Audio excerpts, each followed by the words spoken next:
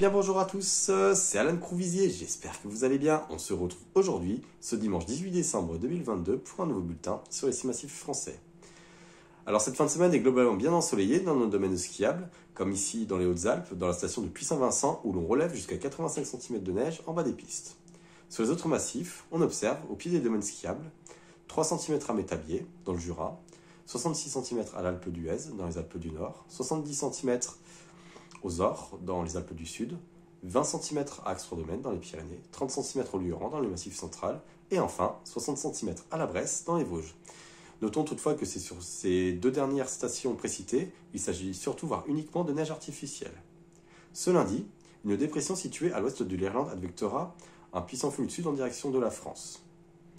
Mardi, l'anticyclone faiblira par le nord, en conséquence une perturbation rentrera sur le pays. Côté masse d'air, on sera alors logiquement sur une masse d'air relativement douce, entre 7 et plus 10 degrés à 850 hectopascales, soit environ 1400 mètres à l'air libre. Dans le détail, ce lundi, on retrouvera ces voiles nuageux qui remonteront de Méditerranée. La luminosité sera donc ternie dans nos domaines skiables. Et sur le sud du Massif central, là ce sera la grisaille qui occultera la luminosité, avec éventuellement quelques gouttes. Mardi, on conservera ce ciel voilé dans nos stations de ski, et en soirée, une perturbation traversera notre pays. Elle s'attardera ce mercredi matin entre les Alpes du Nord et les Hautes-Alpes, où on attend sur ces deux massifs respectifs 5 à 10 cm de neige au-dessus de 2000-2200 mètres.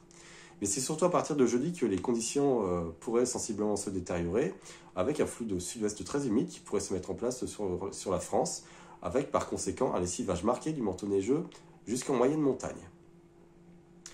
Cette éventuelle fonte, elle pourrait épargner les Alpes du Sud, car le massif se situerait en marge de cet axe perturbé, le ciel serait alors plus clair, et on aurait par conséquent un rejet nocturne du manteau neigeux, notamment dans les topographies de vallée, qui seraient plus soumis aux inversions thermiques, et en journée, le vent de rosée serait négatif, donc potentiellement une fonte également limitée, sauf éventuellement sur les pentes exposées plein sud.